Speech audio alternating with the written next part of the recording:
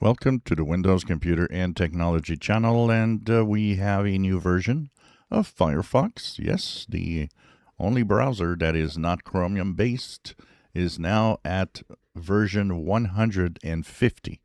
So go on to the upper right corner hamburger menu, go down to Help and About Firefox, and you'll be moved to 150.0 today, April the 21st. 2026. And so there's a few little things in there that have been changed or improved upon.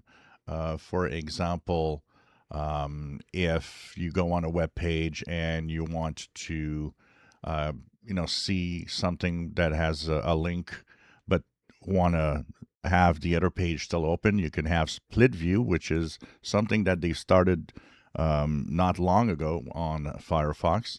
But now, to make it easier, every time there's a link, you can right click on that link and you will have open link in split view, which will open it right next to whatever you have open already.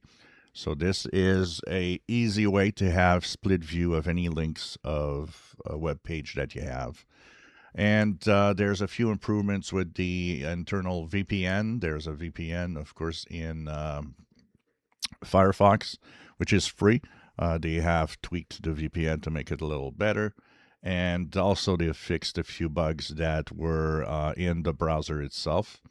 If you don't really care about any of that, one of the things that you should care about is the security updates. There are more than 40 security fixes in Firefox 150.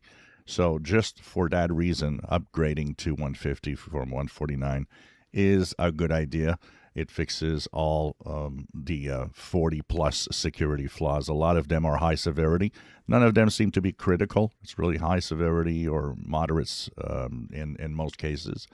But you know what? That is your line of defense. Keeping those updates, those security flaws fixed is what makes this the browser safe and makes your internet safe. So check it out, Firefox 150, now available and in your updates. If you enjoy my videos, please subscribe, give us thumbs up. Thank you for watching.